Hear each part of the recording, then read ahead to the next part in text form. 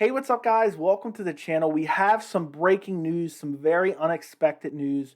We have a fight announcement for UFC 269, December 11th, and that will be Brandon Moreno defending his flyweight title against Deiveson Figueiredo. And I have a theory why this trilogy is going down, because this is a trilogy that nobody expected. And I'll get to that theory in a minute. But first off, these guys fought in December of 2020, and they both were coming in off of like a 3 week camp. They had just fought recently, and the UFC needed a main event for the card, so they decided to book these guys on relatively short notice, and they fought to a draw.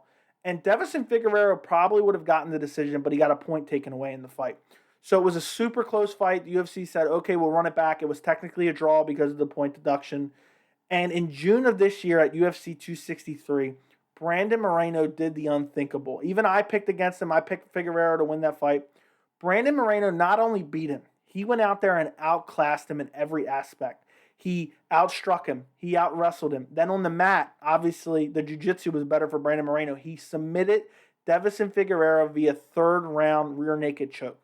And after that fight ended, a lot of people speculated, what is Deiveson Figueiredo going to do next? Is he going to move to bantamweight? Because there's some fights you see and you're like, okay, he can build his way back, or maybe he can get a rematch because he was a dominant champ.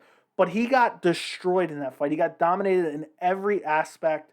And so nobody ever thought, okay, they're going to do the trilogy now. Nobody ever thought that. And if you did, let me know in the comment section, because I didn't think it and I didn't see anybody else even suggesting it.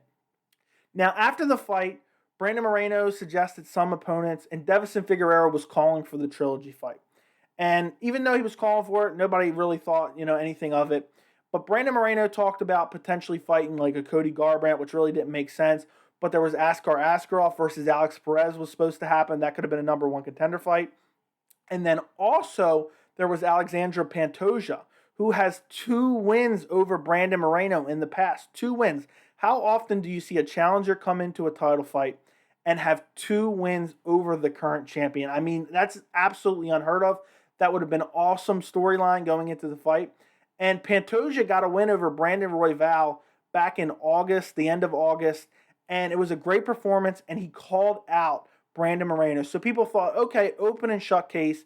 We're going to get Moreno versus Pantoja 3 for the title. The challenger's coming in. He has 2 wins over the champion. Crazy storyline. But now it's announced we're getting the trilogy. And supposedly, and we know this happens all the time, the UFC wanted Brandon Moreno to defend his belt in December, and Pantoja said he could not be ready for a December fight. So the UFC, as always, they move on. Look, Francis Ngannou, who just won the belt, said, I can't fight in August, I can fight in September. UFC said, okay, we'll make an interim belt then.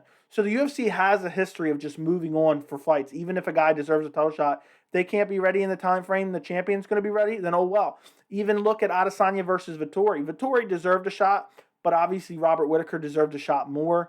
And because Whittaker couldn't be ready because he just fought, Vettori got the shot by default. So we've seen this plenty of times before.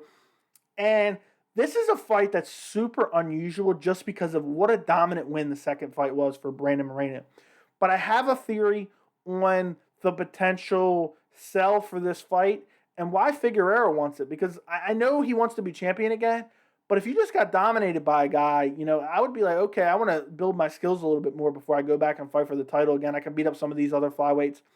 But I think maybe, just maybe, Figueiredo had some type of injury, illness, something going on that night. And if you've heard anything about this, because I haven't seen anything about this, let me know in the comments.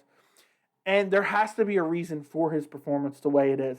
And maybe that will come out in the build up to this fight, and we'll find out, okay, I was sick, the night of, I didn't feel right, whatever it may be, I was injured, and that's why I deserved this trilogy fight. It wasn't me fighting him that night.